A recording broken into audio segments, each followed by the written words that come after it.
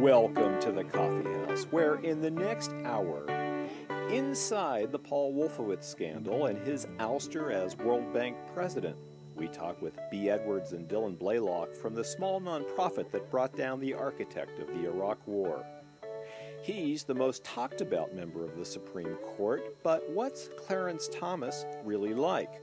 We chat with his unauthorized biographer, Kevin Merida.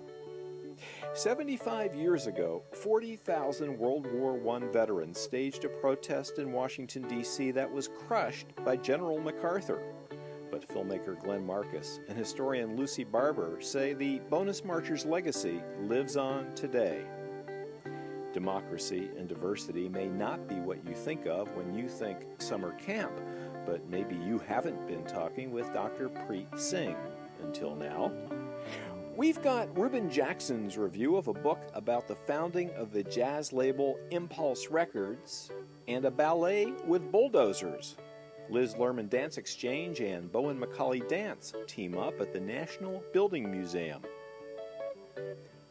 On the Coffee House.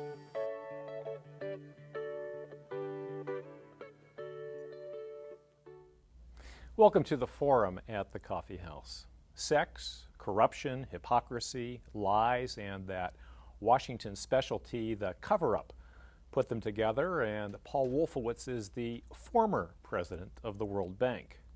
He went down hard and fast, his global unpopularity owing more to his authorship of the Iraq War than his venal sins in the Shah Ali Riza scandal. But when life hands you lemons, recall they got Al Capone on tax evasion.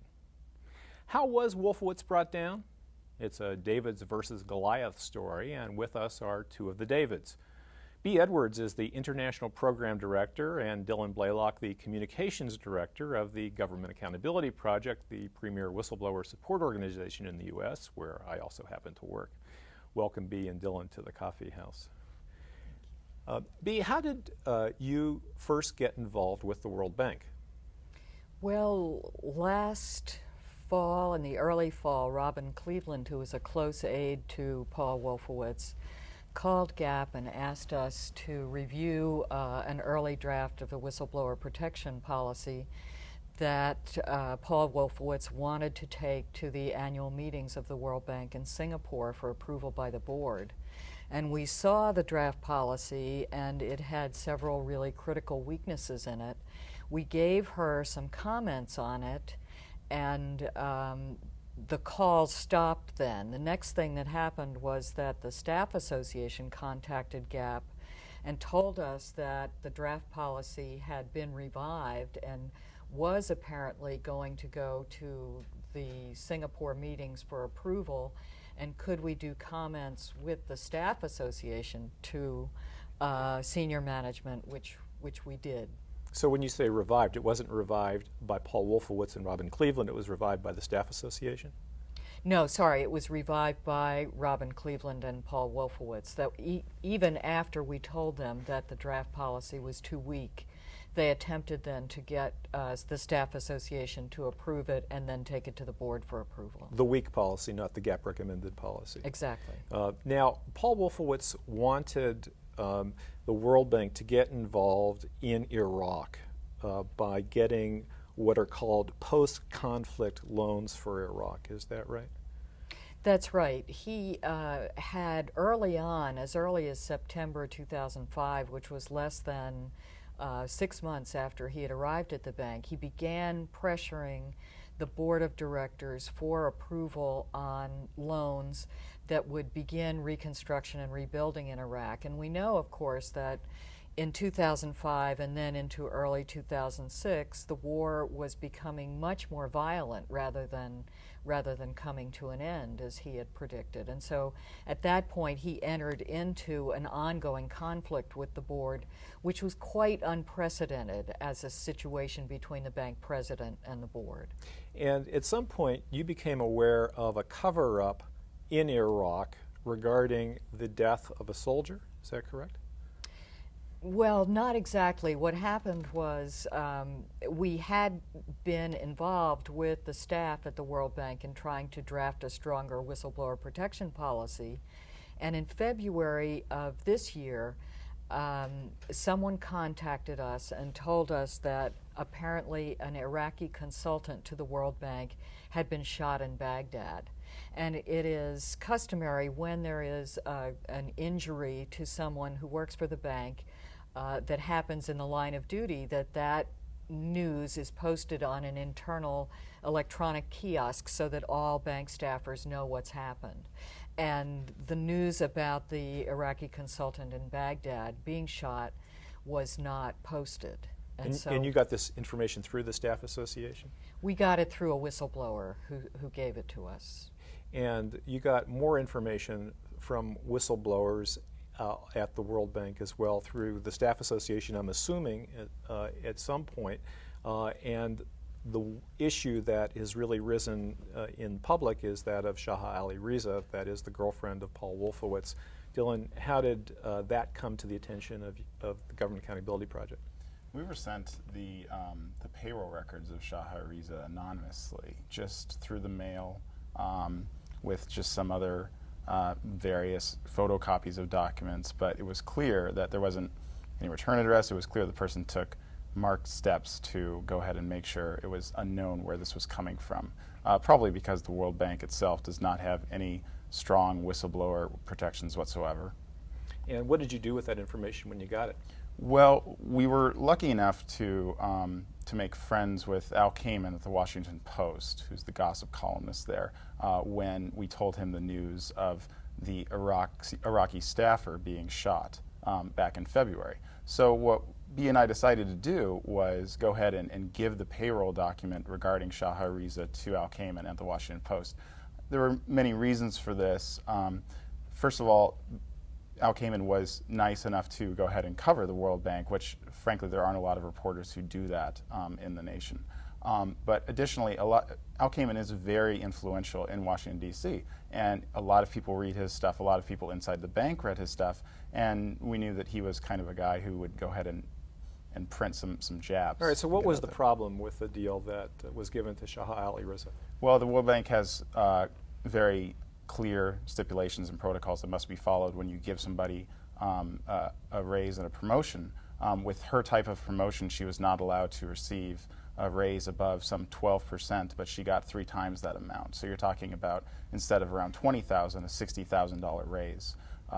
It was a clear violation of the rules, and Wolfowitz went ahead and did it.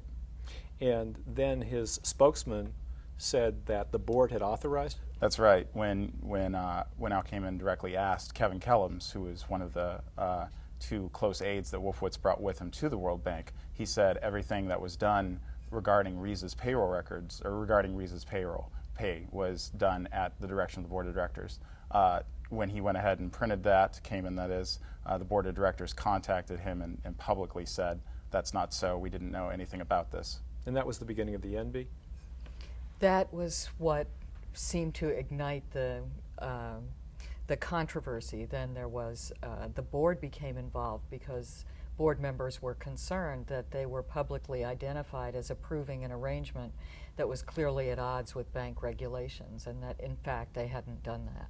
Now, in the grand scheme of things, it's not a good thing that Wolfowitz did on behalf of his girlfriend, and it's corruption in its most basic and understandable sense, and he was touting himself as an anti-corruption leader at the World Bank, and I suppose that didn't help his standing. But in reality, how does this fit into the broad scheme of things, his contributions as the World Bank president? What else is on his record? Well, he did a number of things, and I think probably the reason that he had such a difficult time at the bank and the reason why the scandal really stuck to him was because he had alienated so thoroughly bank staff from top to bottom after his arrival. He has said that he thinks that this occurred because he is so closely associated with the Iraq War, but that doesn't make sense in that a previous World Bank president, Robert McNamara, came to the bank with a close association with the Vietnam War, and he was a very successful president of the World Bank. So it was something else, really, that seemed to be dividing Wolfowitz from his staff. And staff members that we talked to told us that he brought in a very close-knit group of people who were frankly not very competent, who kept all information to themselves, who began to operate in a very secretive way, and it wasn't clear either to senior staff or to board members what the agenda Paul Wolfowitz had for the bank really was. And the board at one point even wrote an unprecedented memo to him telling him to take back his strategic plan for the year, that it didn't make sense to them. They didn't see a coherent vision for what the bank should be doing. Now, one of the issues in the strategic plan was the absence of funding, or in a projected strategic plan, absence of funding for family planning going forward, something that had been part of the bank's policy since 1998, I suppose. That's true. There were two policies that Wolfowitz and his team altered in such a way that they seemed to begin to conform to this ideological position of the Bush administration. One was the position on family planning and reproductive health services. The Wolfowitz people were in the process of redesigning a health sector strategy that effectively eliminated any reference to family planning, and this would be the document that would orient loans and projects in poor countries for the next 10 years, perhaps. So it was a very important alteration that they were doing. The other area was in climate change? And the other area was in climate change, that the bank ahead of the U.S. government has accepted the fact that climate change is a reality, and they accepted that years ago and have been working toward mitigating those things. And Wolfowitz was changing that focus. Dylan, Wolfowitz is out. It looks like Robert Zoellick's going to be in. He's well known as from his years at this U.S. trade representative. He's considered a hardliner on trade issues and on free trade. Is it possible that your success will lead to maybe even a more effective and maybe more difficult and undesirable figure at the head of the World Bank? Oh, I think time will tell on that. But at least what we got out of it was a greater press attention to the World Bank. And really, you need the media to follow anything if there's going to be real accountability in the higher ups of these pseudo-government type organizations. I mean, the World Bank is a very important institution that does a lot to help the nation's poor. But if nobody's reporting on it, which virtually no one was before this scandal, then it's difficult for a lot of Americans to care unless they go and they seek out the information. But I think that in the wake of Paul Wolfowitz leaving, we're definitely going to see a higher amount of scrutiny paid at the World Bank and Zoellick. Many thanks to B. Edwards and Dylan Blaylock of the Government Accountability Project for joining us to talk about how Paul Wolfowitz was given the boot and what more needs to be done to bring transparency and accountability to the World Bank and other powerful institutions. I'm Mark Cohen, and this has been Coffee House Forum.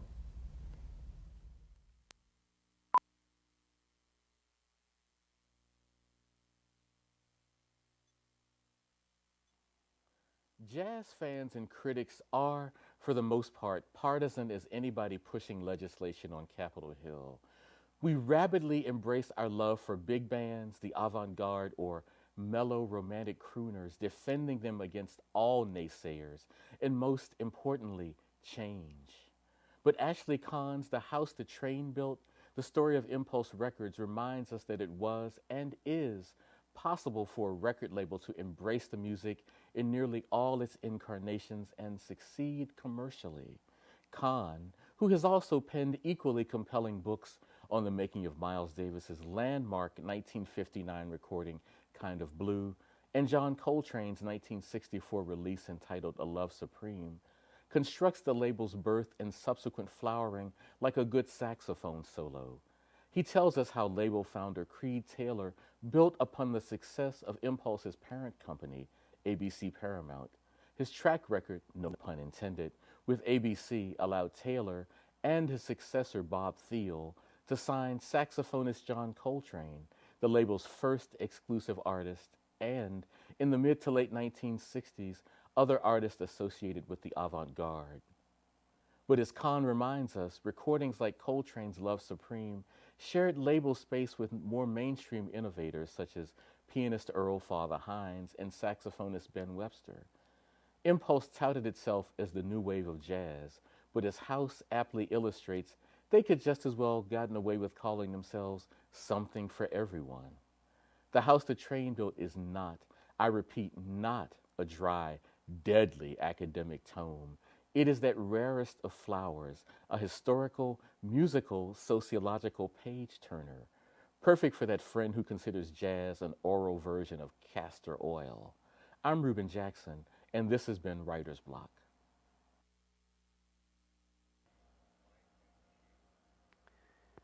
One day, after the war, if there is a war, and after the war there is one day left, I'll hold you tight in my arms that day after the war. If there is a war, if after the war there is still one day left, and if after the war I still have arms, I'll make love to you with love one day after the war, if there is a war.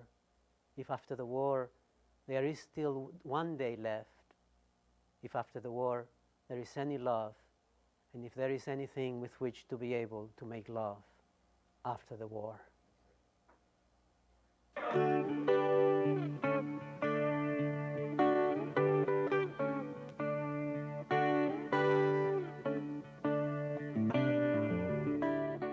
Hello and welcome to Writer's Block at the Coffee House.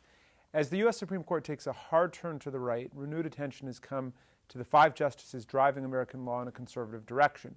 None is more controversial than Justice Clarence Thomas, who took the seat of the late Justice Thurgood Marshall, and certainly never his place in the hearts of African Americans and liberals. Many people recall vividly Thomas's explosive confirmation hearings when he testified that he never took a position on Roe versus Wade, and when Anita Hill surfaced to testify about Thomas's allegedly erratic and demeaning behaviors as her boss as chairman of the Equal Employment Opportunities Commission. In their interesting new book, Supreme Discomfort, The Divided Soul of Clarence Thomas, Kevin Merida and Michael Fletcher analyze the complex history and psychology of Justice Clarence Thomas. And Kevin Merida now joins me. Welcome back to the Coffee House, Kevin. Thank you, Jamie. Glad to be here. Well, delighted to be able to interview you on this fascinating subject. First of all, what made you want to write about Clarence Thomas? I suppose you intuited that he would not consent to interviews, and he didn't, and neither did anybody else on the court. So what made you want to get into this? Well, I think that the reason is that he's been a fascinating figure. I mean, me and my colleague Mike Fletcher looked at him through the years, and we would be really out at social events and occasions, and whenever his name would come up, there would be no soft opinions. It often would spark very vigorous debate, emotional debates, and it let us know that he occupied a place in American society that was important to explore. I mean, as the second African American justice, he was destined to become an historic figure, and particularly coming after someone in many ways as revered as Thurgood Marshall was, who is probably more responsible than any human being alive for the legal dismantling of Jim Crow. And that, to follow someone like that, puts him in a very important place, and we thought he needed deeper exploration. All right, great. Well, let's get into Justice Thomas's childhood, which you spend some time on at the beginning of the book. What would you say were the major influences in his childhood, and what do you think were the themes of it that began to surface again later on in adulthood? Well, I think that you start out with pain, even before he knew pain. I mean, he was born in a very humble place, Pinpoint, Georgia, which is not even a town or a municipality. It's of 275 people. His father left him when he was 2 years old. His mother really wasn't very good at raising him. His house burned down when he was 6, and he moved to Savannah, and his grandfather essentially took custody of his life. And that was really, in some ways, the biggest break of his life, because his grandfather was an illiterate man, but his grandfather worked with his hands, had his own business, first ice and wood delivery, and then fuel oil. And he was a very successful businessman, someone Thomas is very proud of, and who he saw as kind of his Booker T. Washington. And I think that a lot of what happened during Thomas is he went through the Catholic school system. him being a dark-skinned boy. He talks about being teased on the playgrounds, called America's blackest child. You know, there are many stories of pain and feeling insecure about his who he was and his identity, and those cycle back later and repeatedly over and over, and even now. Well, what was interesting to me was that, as I expected, race was a constant theme in his social interactions, in his public life, but a lot of it was about race relations within the black community, that is, the light-skinned and the dark-skinned blacks, and in some sense, his resentment, he targeted much more at the light-skinned blacks who he thought had the advantages that he didn't and looked down on him much more so than the white community. Well, that's a very interesting point, Jamie. I mean, he talks about it. I think he was quoted once. He said, everyone talks about the racism that occurred in Jim Crow, the interracially, but intraracially it was even had a greater impact on him in many ways. He saw himself as someone coming from kind of the other side of the tracks, and that there was a whole group of African Americans in Savannah who were the daughters and sons of doctors and dentists who looked down on people like his grandfather, even though his grandfather was successful. And so he carried that to this day. I mean, Jesse Helms, of course, got no such break. I mean, we mentioned in the book Thomas once telling people in speech how kind Jesse Helms was to him when he worked on the Hill, because Jesse Helms, of course, the former North Carolina senator, who was a staunch segregationist at one point, used to speak to him and gave him the courtesies, and he apparently was not willing to give blacks the same breaks he would give people like Jesse Helms and Strom Thurmond. Well, you get the sense of a very socially awkward and isolated guy. At one point you quote him as telling a friend basically that he never was comfortable in the black community or the white community. He always was kind of isolated and felt alone a lot. But he went through different political periods. For example, you talk about his time at Holy Cross when he had Malcolm X posters up, and he was basically a student radical. He was hanging out with the Radical Student Union, and the black student group was pretty militant, right? And he viewed himself as basically on the very opposite side of the spectrum he's on now. Well, you know, he was one of the founders of the Black Student Union. That's interesting. But even then, you saw some of that independence, even back then when he was wearing the combat boots and the berets, and as you pointed out, boasting that he at once had all of the recordings of Malcolm X and also the posters on the wall. Even back then, he was someone who would tend to go his own way. He was in the Purple Key, which was kind of a national honor service society, and that was mostly whites. And when the Black Student Union took a vote to have an all-black corridor, the vote was 24-1. Thomas was the only one that voted against it. And he said that we came to Holy Cross not to separate ourselves, but to be part of Holy Cross. And so his concession was he went on, they established the black quarter, and he brought his white roommate with him. Yeah, but he always had ambivalent feelings about integration. For example, even today, he expresses lots of misgivings about Brown versus Board of Education.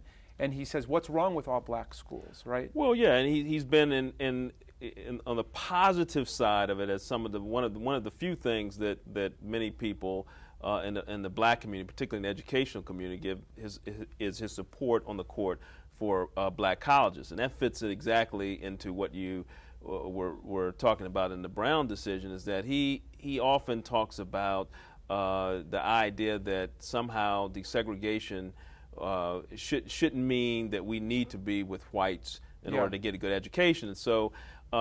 It's really, in some ways, kind of almost a nationalist, one of the few nationalist stances that you could say that. But what he does, though, is as you say, that he makes that fine distinction that he thought that Brown went too far in kind of the social engineering of it. Busing is what. On the other against. hand, when it comes to majority black congressional districts, he votes to strike those down, saying. Well, you know, why should we have majority black congressional districts? What's wrong with majority white districts? So there are a lot of paradoxes that run through his thinking and his feelings about all of these things. But one place where he doesn't seem to be much of an independent free thinker is when it comes to the right-wing conservative movement that ended up adopting him. And it seems like he found a place and a sense of security and a home there that he never really had before. And you talk about his relationship to Rush Limbaugh, for example, Tell us about that. He officiated at his wedding, which was something that was really not done. And at the court, it was not seen as an unusual thing. You mean for justice to preside over a wedding, and he didn't know Limbaugh that well. Didn't know Limbaugh well at all. Limbaugh met him at a dinner party at the former Education Secretary William Bennett's home. Yeah. And Limbaugh was initially uncomfortable even asking Justice Thomas to officiate the wedding. But Thomas, unbeknownst to Limbaugh, Thomas was a big fan of Rush. He saw him as someone courageous. He often tuned his radio on and listened to Limbaugh's show. Yeah. And you get the impression that here's a guy who is in this world often. Sometimes you go in that world, the conservative world, and he's one of the few blacks there. I mean, he's given a speech at the American Enterprise Institute, and it's a largely sea of white faces. One of his friends who worked with him at John Danforth's office said it's not terribly hard to understand why he's around so many of these, because these are the people who love him. And they need him. Now, do you think that he is so firmly in lockstep with right-wing conservative America, and his wife works at the Heritage Foundation and all these things? Do you think it's because of what happened when he was nominated to the court and he felt like liberal America went after him and the whole testimony of Anita Hill, or do you think he was going there anyway? Well, I think he was certainly on that road. I mean, he had worked for the Reagan administration and then the Bush administration, and he was, certainly firmly ensconced in that world. But I think it hardened his positions. I think what happened to him during the confirmation process, he really blames liberal activists and interest groups, and still, as we are told, holds grudges, still remembers who was for him and against him. Right. And it really is something that I think hardened his view. Now, in this very even-handed and objective journalistic style book, you remain pretty agnostic as to who was telling the truth, Clarence Thomas or Anita Hill, and their stories were pretty much diametrically opposed about, whether he constantly talked about pornography and tried to entice her into a sexual relationship and so on. And his denying all of that. But you do talk about the way in which an interest in pornography is something that runs through his life from young adulthood on. Do you, in fact, doubt that he was telling the truth at the hearings? That's going to be our last question. No, what we say is that no one can really know for certainty, I think, but those two. And I think there's no evidence that conclusively proves that. But what we do is we offer a lot of context for readers to make that judgment, and that there's evidence that Thomas had said things like he said to Anita Hill in the past, and we turned up new people who talk about some of the things that he said that were strikingly similar to the things he said to Anita Hill. Yeah. Well, look, you've written a terrific book, and I want to thank you for coming. In all of the federal courts in the land, only 9 judges are granted the high honor of being called justice, and it's justice that we hope to get from the Supreme Court. And this means that we must care about the character and the values of the people who serve on it. Thanks to Kevin Merida and his co-author Michael Fletcher, we have now a careful and detailed study of the heart and mind of Clarence Thomas. Few of his critics will be reassured by the portrait here, but we're all richer having the study. I'm Jamie Raskin, and this has been Writer's Block.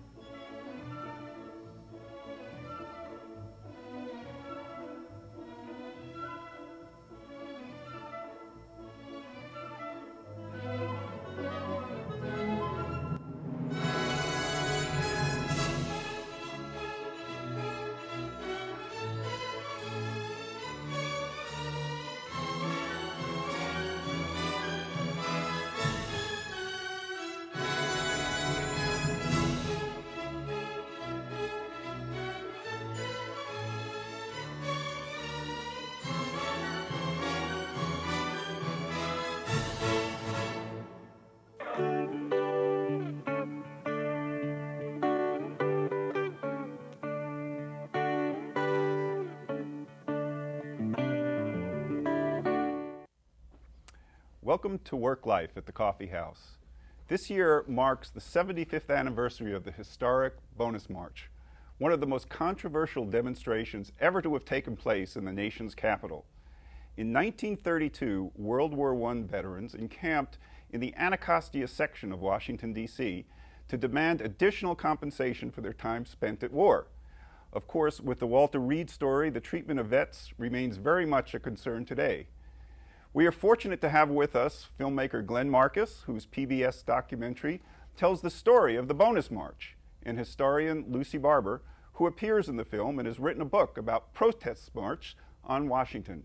Glenn and Lucy, thank you for joining us on the Coffee House today. Thank you. So, Glenn, how did this march come about? What was it? What led up to it?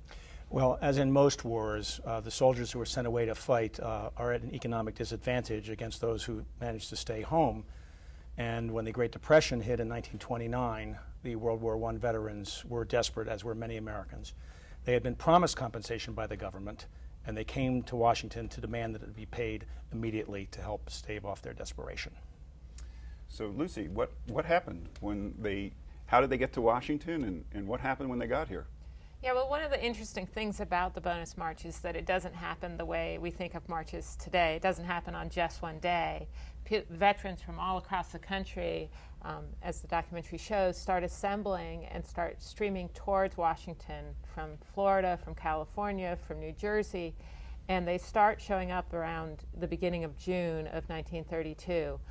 They're timing it to hope for a vote from the House to get support for this immediate payment. And so there's about 20,000 in the district by the beginning of June, spread out in camps, mostly in Anacostia. It's a pretty amazing story of how they show up there and start using the public spaces to try to win their cause. So how many came all together, would you say? Well, that's of course like demonstration counts of today, always a controversial issue, but the Army was watching really closely, and so the estimates they had went up to 40,000 at times in the district. They ebbed and flowed with. Right. So these weren't people who just came for the day or the weekend. They were encamped. Yeah, they would say, "Well, we have nothing at home. We've got to come here." Some of them, probably only about 500 or so, brought their wives and children as well, and set up life in the district, and just started being in Congress, in the Capitol all the time. Their leader, Walter Waters, said, well, they frankly made a nuisance of themselves, and he called it a new type of lobbying. It was a new way to try and get their cause. They called themselves lobbyists with boots. Yeah. And so what was the impact of that? I mean, it was new, it was different. What kind of impact did it have in the Capitol and on the issues that they were here for? The first signs were that it was actually really changing the course of debate over whether or not to make this immediate payment. President Hoover was adamantly opposed. It had been defeated many times before, and the presence of the veterans in the Capitol meant they won a vote in the House. They then lost a vote in the Senate, and they didn't leave. And they stayed, and they continued to protest, and they continued to ask for more, to get the payment immediately. So it's a bit of an ambiguous and impact in the short term. It's how the remaining veterans, probably between 8,000 and 10,000, get forced out of the city that really makes this demonstration into one that many people do at least have a vague memory of. Well, let's look at how the demonstration ended. The veterans did not believe the country for which they had fought would ignore the plight into which the Depression had placed them. Many did not believe that United States troops would take the field against them. By early evening, most of the marchers had been driven across a drawbridge that led to their main camp. The president does not want MacArthur to cross the bridge, and MacArthur disregards the order. Eisenhower later says that he saw this happen. MacArthur says, I cannot bother with pieces of paper during a military operation. And so he crosses the bridge. All through the camp were scenes of panic. My dad says, let's get the hell out of here. The soldiers are going to kill us. Then troops began to set fire to their wooden shacks. One reporter wrote, the blaze was so big it lit the whole sky. A nightmare come to life. The president looked out a window of the White House in the direction of the fire, then retired for the night. And the roaring flames sound the death knell to the fantastic bonus army that ends so disastrously in the shadow of the capital of the United States of America. Well, Lucy, we've just seen how this very dramatic end to the demonstration came about. Tell us, how does this march fit into the history of marches on Washington? You've written a very interesting book on that. How does this fit into the broader context? Well, I think this really marks the shift in which marches on Washington become something that people really recognize as a political right for all Americans. It's not that people hadn't done it before. There had been people in the 1890s and the suffragists, but it's really around the 1930s with the bonus march, with many marches by communists, that you start to have the concept of the March on Washington. But it's the end that really haunts political leaders. And so you see in all future negotiations about demonstrations references to how do we avoid ending up in this situation where you see the army driving out their former colleagues in arms. And this becomes a huge concern for future presidential leaders, that you've got to have demonstrations that are contained enough that preferably only last one day instead of the almost 2 months of the bonus march, so that they can be controlled in that way. Well, let's move 75 years forward from that day to today. And Glenn, tell us what relevance you think this march has to what we see today in terms of veterans' affairs and veterans' rights. Well, as Lucy said about all marches since then, the bonus army is being brought up again and again during hearings, and the Veterans Administration, no more bonus armies, resulting from the current debacle that our Iraqi veterans are in, the Walter Reed scandal, etc. So it's a fact. We even have a senator or two whose parents were involved in the bonus. So there is this awareness that we must treat our veterans better. And as Lucy often says, these things go in cycles. Veterans get treated well, and then it gets in the back. So it's also a question of the political will of our leaders and the American people to remember to take care of these veterans. And we have to also thank our Vietnam veterans who suffered so terribly, who kept this issue in the forefront as best they could. And now the fruits of this current war are coming to bear in this regard. Well, I know that you've made other films about veterans. Could you tell us real briefly about what some of the other issues you've dealt with? Yes, we did the film on the creation of the World War II memorial on the Mall, both the design of it, the controversies, its completion, and also interwoven with the story of those both on the home front and in combat who fought the war, which is memorialized at that site. And our current project is on U.S. military cemeteries overseas, of which there are 24. Most people know about the site at Normandy Beach, but they're all over the world. And it is one way that our government honors those who have fallen in the defense of liberty. And you're dealing with these issues. Is there an awareness of the bonus march? Is there a presence, I mean, not just in terms of the long-term impacts, but are people really aware of what happened? The reaction we've gotten in most cases is, I didn't know that had occurred, or I'd heard about it, but I didn't understand the violence attendant to the end, and how it was in many ways a crucible of the Depression, and a reminder how there was a palpable fear of revolution in the United States during the Depression that has to be kept into context. And if you'll forgive me, I also forgot, we made a film called Korean War Stories about a forgotten war whose veterans also were not perhaps as honored as they might have been. In your research about this, either of you, have you come in contact with people that were actually involved in this and Tell us about some of the people you actually met along the way. Well, unfortunately, the marchers had pretty much passed on and were not able to be filmed, but you saw in the clip one of the Oliver twins who had been there with their father and some people who were witnesses. And in Washington, D.C., it was a very big social event. The marchers over several months had become part of the fabric of the city in a way. So there were a lot of wonderful stories and wonderful memories, also including the fact that this was the first partially integrated demonstration in American history as well, which is also something that certain elements feared.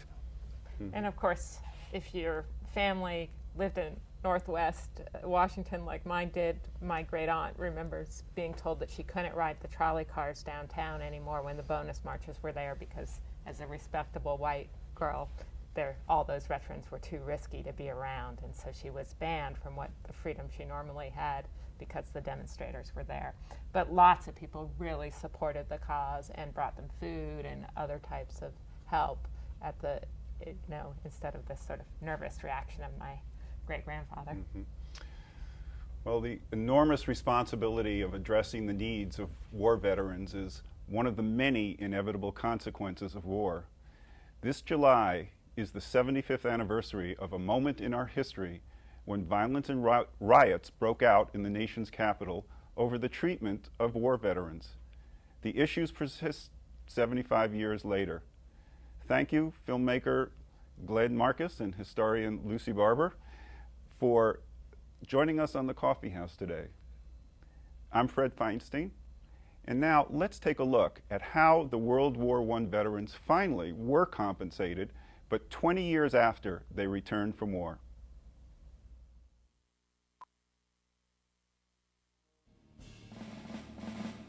In 1936, war clouds were gathering again in Europe. Once again, the bonus bill is brought up. It is vetoed again by President Roosevelt, but this time there's enough power in the House and Senate to override the veto. The bonus bill becomes law, and veterans' tab on World War I is paid in full. Some 4 million veterans were overjoyed. So the story comes to an end. These guys get their money, their lives change. My dad came in the house with 7 $100 bills, and we thought, oh, is that what the bonus is? We didn't know what a bonus was, it's money. After all that time. On December 7th, 1941, Pearl Harbor was attacked, and a new generation was called to serve. During the Second World War, Roosevelt admits World War I veterans' arguments. He will say that soldiers now serving in our army will have to be compensated for the opportunities they've missed. What emerged was the landmark piece of legislation known as the GI Bill of Rights, signed into law in June of 1944. It put millions of people into housing, put millions of people in college, put millions of people into small businesses, and it changed America. The legacy of the Bonus Army can be seen in all the marches on Washington that have followed. And American soldiers returning from war today expect the government to keep its promises. The bonus march was a very visible lesson to political leaders that they did need to do something to respond to the individual needs of Americans. It tells us about the determination of people to make sure that veterans are recognized for the service that they render to the nation. In my later years, I understood what it meant. It meant freedom to demonstrate, and it showed America was a free, working democracy.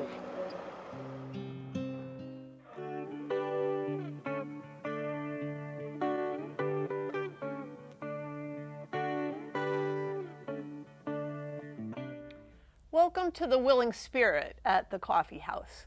Learning about religious pluralism and creating an action plan to advance the values of democracy and diversity may not be what most high school students have in mind for their summer vacation. But that's exactly what 30 high school students, high school leaders from around the country are going to spend a week of their summer doing as participants in LEAD, That's Leadership, Education, Advancing Democracy and Diversity. LEAD is one of the newer programs of the Interfaith Alliance, a 13-year-old national organization with a mission of encouraging civic participation, facilitating community activism, and challenging religious political extremism. The LEAD summer program is staffed by people from a variety of faiths and religious traditions who offer their expertise to the teens. Dr. Preet Singh, who is one of the LEAD faculty, as well as being the Deputy Director of Public Policy at the Interfaith Alliance, is joining me today on the Coffee House. Welcome, Dr. Singh. Well, thank you very much. And I should correct you. I don't have a PhD. I'm not a doctor, at least yet, not yet. Okay, well, welcome. Thank you. So the Interfaith Alliance is a national organization. You're the Director of Public Policy. You've got a big national agenda to work on. How did you all get involved with running a summer camp? You know, as an organization, the Interfaith Alliance works at the intersection of religion and politics, and we've been doing this for 13 years. The organization was founded as a reaction to the religious right, and so we've been doing a lot of reactionary work for a long time. And our board members, our staff really felt like we need to create a pipeline for the future, to create leaders, and that's what we call them, the participants in our summer program, to create these leaders in high school who will understand American history, the history of our Constitution, our First Amendment, and take this back to their high schools, their communities, to colleges and universities, and really talk about the benefits of religious liberty and pluralism that throughout American history until today make this country what it is. So you had big aspirations for what you would teach these kids over the course of a week in the summer. How did you guys actually end up doing that in a camp atmosphere with kids? You know, it was last year was the first time for all of us, so it was absolutely daunting. Here are young people with boundless energy who want to spend their summer having a good time, and we did a lot of that. We had s'mores at night. We had a whole host of activities that allowed them to be out and about. But combined with that, something we call edutainment, being educated while being entertained. So we had debates about how the founding fathers struggled with how to have a national religion or not, or allowing the states to have a religion. And, current issues with intelligent design and creationism being taught in public schools. So they would debate, they would act out. And what we found is late at night, they would share with themselves and with their counselors their own faith journeys. And what we really found was it was a week that many of them came back and they've been on their MySpace accounts and over email and on their blogs talking about how it was a week that changed their life. So would you say that out of that you came to see that religious liberty or religious pluralism is an issue that teens in our country are really engaged in and interested in thinking more about? Heather, they're most engaged when they see injustice. They have this inherent sense of right or wrong. So when they see that an atheist student is singled out because they don't belong, because they live in a predominantly evangelical Christian community, and they are teased, or they see a student with a turban who after 9/11 was teased, they think that's unfair.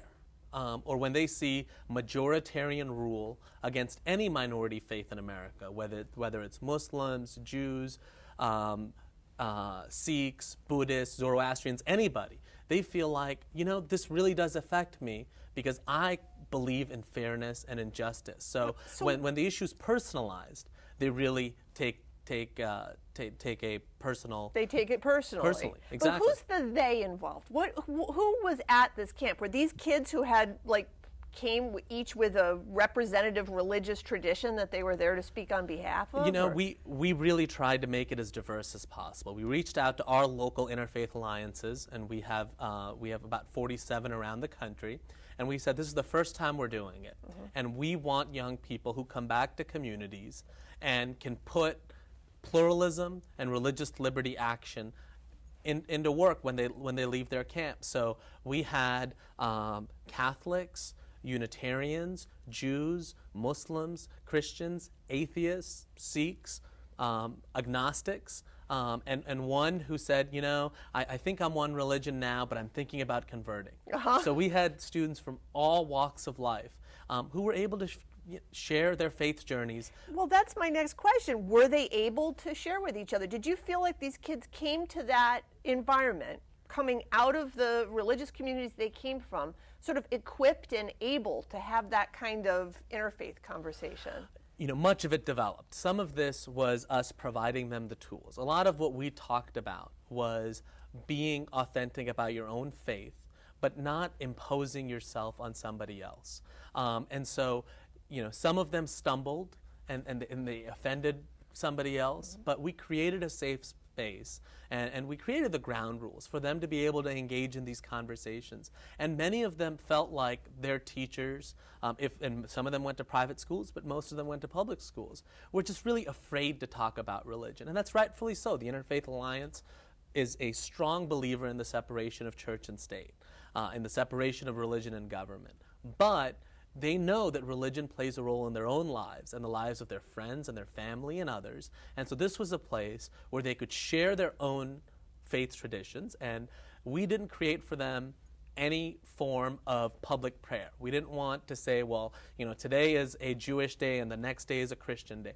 But they themselves came to the faculty, like myself, many other, we have college professors, former high school teachers, the Interfaith Alliance staff, and they came to us and said, you know, we've been having these conversations and in our own cabins, and we'd love for all the leaders to see what a Jewish service looks like, to see what a Christian Mass looks like, because some of our friends have never seen it. So worship essentially evolved out of the conversation that they'd been having? Exactly. And what kind of worship was that? Did they do interfaith worship, or did they do worship authentic to their particular traditions? We talked about this leading up to the camp, and we're talking about it as we go into this year's camp. Is this something that we want to create for them, or is this an option that we want to arise organically? And I have to tell you, having it arise organically was absolutely amazing. To see these young people, and they didn't do an interfaith service. They did, you know, we're now going to sit down, we're going to take off our shoes and cover our heads as though this is a Sikh prayer, or, you know, we are going to do this as though this is a Christian Mass. So they did, rather than doing, and this was, again, their decision, rather than doing a prayer that tried to include everything, they said, no, we want to really do prayers that incorporate the individual faith tradition so everyone can see what an authentic prayer looks like. Now, I understand that part of this program was that everybody left the week with some kind of action plan. Can you say a word about what some of those plans look like? What do these kids want to do? Sure. Some of them wanted to go back and say, I want to start an Interfaith Youth Alliance. I want to be able to talk about these issues with my friends and with friends at other schools in our communities. So in Fresno, California, we have 3 young people who were at the camp now have an Interfaith Youth Alliance, where just last month they had 50 young people come out to an Interfaith Youth Day of Service. Where they cleaned up in their local parks and they talked about their different faith traditions. Down in Florida, we have a student who is now working in 3 different schools to start a similar interfaith dialogue. So they created action plans that talked about going back and having interfaith dialogue. Somebody else had a very simple action plan of going back into the Northeast and having different flags from all different countries displayed at her school. It's fascinating to hear about not only the conversation you were able to engage these kids in, but the way that conversation didn't just stay there with that week and how it really spread when they went home again.